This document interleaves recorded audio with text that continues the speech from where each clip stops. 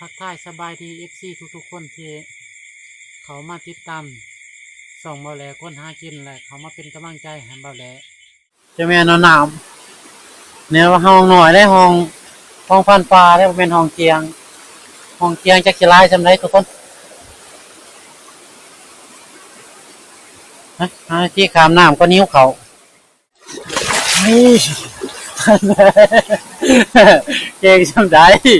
จ้าเดี๋ยวว่าอยู่บ่เขียกเดี๋ยวขึ้นพลาดนี้มันก็ต้องลม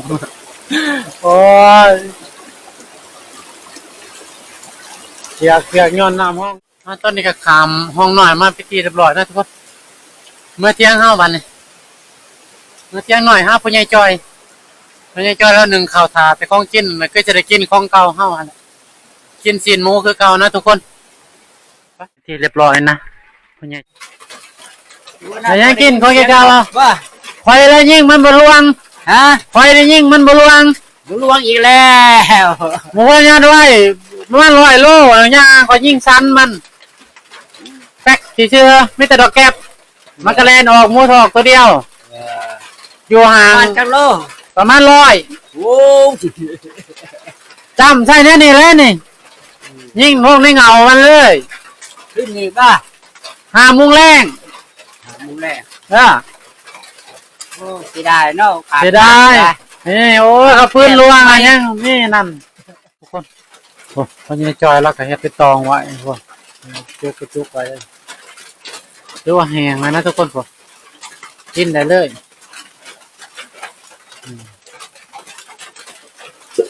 พอนี่จอยเราโยนนี่บ่จักเราต้มน้ำบ่จักเราเฮ็ดนี่ไว้นั่นทุกคนนี่เพิ่นดูคนสิไปต้มน้ำนี่ได้พอนี่จอยนี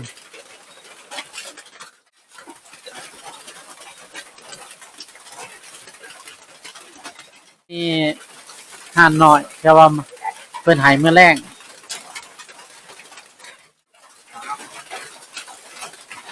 เกียร์เอาใช้เลยเนาะเกียร์เอากินนะดึงออก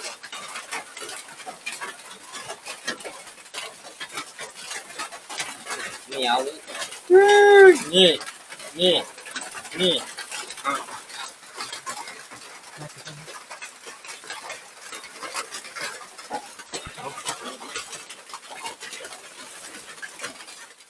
หินทับมือจบรุ่นนี้เข้ามาหินทับมือมื้อนี้อาหารเช้าเฮาก็สิเป็นซีนหลอดนะซีนหลอดหมูเพราะว่าไปหากินบ่ได้ก็เลยมากินของอยู่ในแคมป์นี่แหละกินของเก่าไปก่อนเนาะทุกคน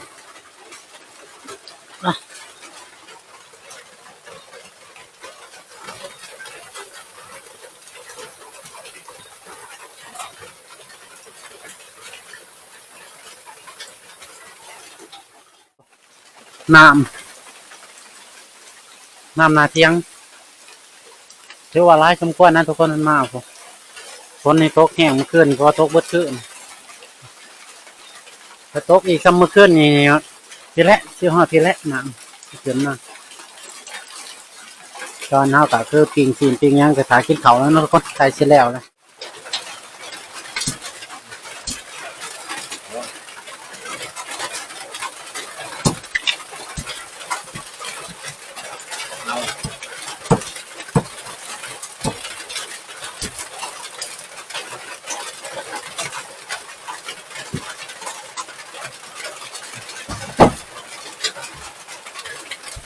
มากินข้าวน้ำในฟาร์มได้มานี่กินข้าวสิเป็นนี่ละเขาใส่เจ้าเลยเขาใส่ตัวดิบ่ไปมันใจ2 คนนี่ดิเพื่อผมก็ว่าเขาก็คือมันกินข้าวเนาะ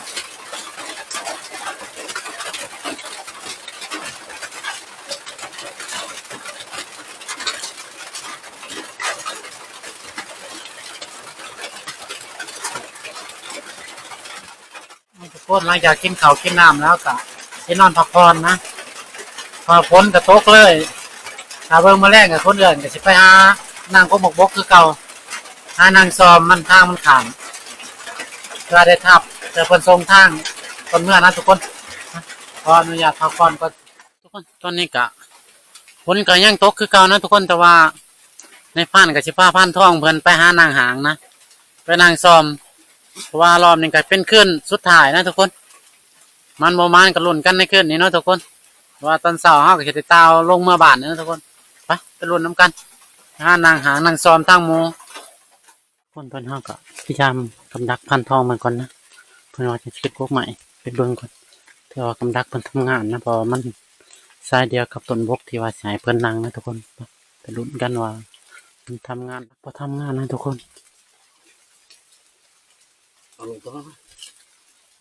คือมหอที่นี่นะหางในพานเฮ็ดไว้ของเมื่อวานแต่ว่าในพานสิส่งพันทองอยู่นี่ส่วนในพานก็สิไปบนไม้นะทุกคนไปบนไม้ไปลุ้นกันมานี่แล้วก็มาทางนี้แหละไปแล้วก่อนเด้อมันบ่ต้องท่าเด้อไปอันนั้นเลยก่อนโอเคไปทุกคนเฮาบัดนี้ก็สิไปทางไม้ในพานเพิ่นอยู่นี่ก่อนในพานไปต้นไม้หาต้นไม้ในพานนี้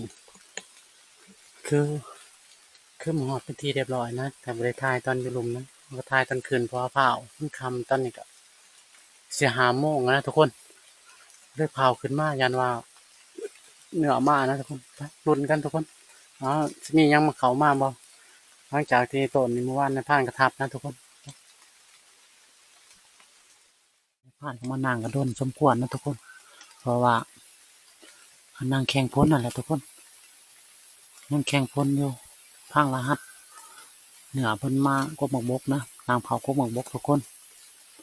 มาลุ้นกันทุกคนว่าไก่สิคำนะมันจะมากตอนจะโมงเนาะหรือว่าสิบ่มากกับบ่โหนะแต่ว่าเนี่ยมาทางเนี่ยทุกคนเรือมาอยู่ในบ้านอยู่เอาดังบ่ได้นะทุกคนมันมาทางนี้พังรหัสอยู่หลายเที่ยวแล้วทุกคนโมนี่กินอยู่คนละต้นนะแต่ว่าพ้นนี่มาเหี้ยงในผ่านที่อยู่บ่ได้นะก็เลยชิเมื่อนะทุกคนเมื่อก่อนคนตกแห้งอยู่บ่ได้เราไต่ตามเมื่อทางทุกคนไปถือว่าประมาณเนาะมันบกแม่นมันบกเขานะมันอยู่ท้นต้นแต่ต้นในผ่านบกเขามันมา2 รอบหน้าหมูถือโอกาสนาทุกคนรอบนี้ถือว่าประมาณเนาะในกรมของบกตัวนี้นะเขากินน้ำแล้วกะชออกไปไต่ตานนะสิยางคู่กับพันไม้มื้อนี้ลุ้นกันทุกคนมันเลยประมาณกะลุ้นกันจังหน่อยไปเตรียมนึงเลยทุกคนนี่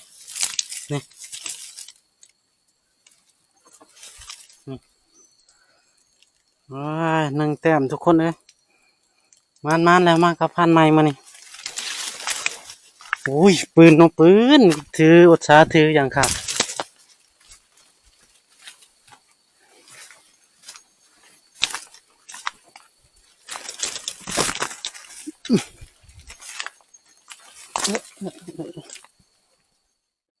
ทุกคนมันนะ1 แต้มในคืนที่3นะคืนสุดท้ายถือว่ามันนะน้องทุกคนเอาง่ายเลยผมเคาะมันถือว่าเบิดแม่มันถึงตัวแม่มันทุกคนโอ้ยมันต่อแล้วตอนเช้านี่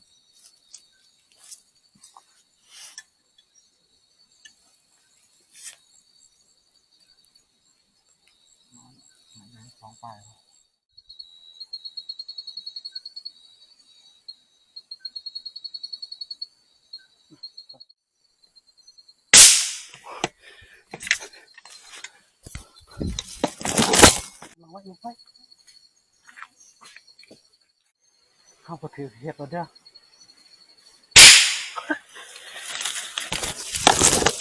เอาไว้อุ้ยตกเขาถือนี่ ดีใต้ยอดผ้าเว้ยตัวนี้โอ้ยทุกคนที่ตัวที่ 2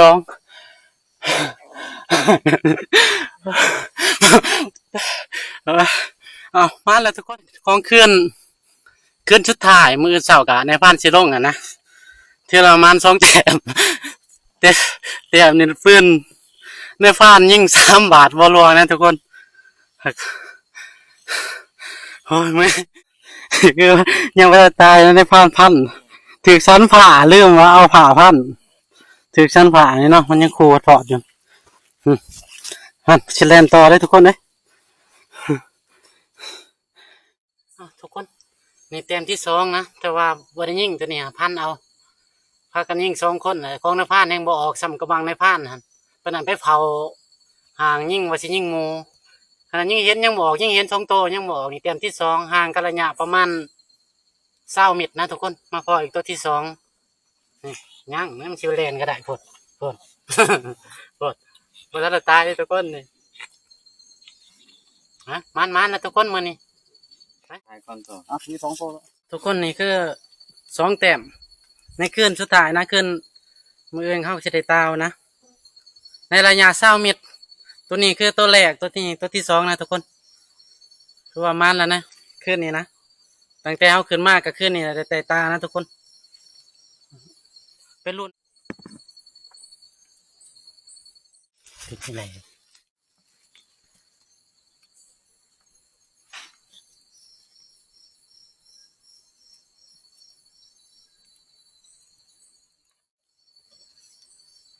ไอ้แบบนั้นเลยวะ คักเลยมีแต่ว่าตัวหนึงนี่ โอ้จะเห็ด ไห้หม้อกุ้งถือเอาเนาะนี่นะครับถือเอา แค่เห็ดสองโตคือเดียวมันนี่ก็คือว่าเก็บเรียบร้อยนะทุกคนมันก็สิไปใส่ตาต่อไปรุ่นต่อทุกคนไปนำกันต่อสารพิษเนี่ยมันนอนในค้างทางอันนี้ก็เงี้ยฮะกับเห็นโอ้ยนี่นะทุกคนแต่มันก็นอนเนี่ยนะกะบอกแนวนี้แล้วนี่นี่แหละเขาว่าจะออกมา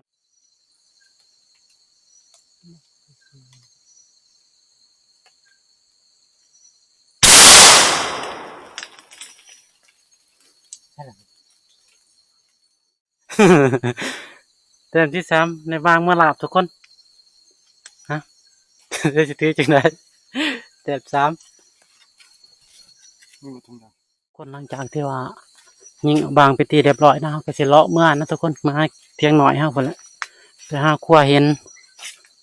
พอได้แบ่งกันเมื่อแต่ว่าเห็นนี่แสบอดีนี่เป็นมุกมาแล้วทุกคนเลยมุกเห็นนี่เมื่อตอนนั้นแสบคนตัวนี้เขาก็มาหอดเพียงพิธีเรียบร้อยนะทุกคนเห็นไหมมันบ่เลย บ่ยังเมื่อยสิโตบ่ทับ เฮาแล้วยิงบางเอามาลาบ โอ้เฮาแล้วว่า มันยิ่งบ่ ทับเอียนมานบ่ล่ะ เนื้อได้นั่นแหละ คักแล้วสิ พอว่าพันเปา บ่จะฮ้อนขึ้นคือไปเลย ไปทับยัง จะพอฮ้อนบ่ เฮาก็กลับมาหาเที่ยงหน่อยเป็นทีเรียบร้อยนะทุกคน ก็คือมันอยู่3 แต้มมีเห็นอยู่2แล้วก็บางตัวหนึ่งนะทุกคนที่ว่าไปกับพานใหม่มาตะกี้ตอนนี้มันก็ประมาณเที่ยงคืนนะทุกคนก็สิขอรับขอนอนก่อนทุกคนคลิปนี้ก็ขอจบเพียงเท่านี้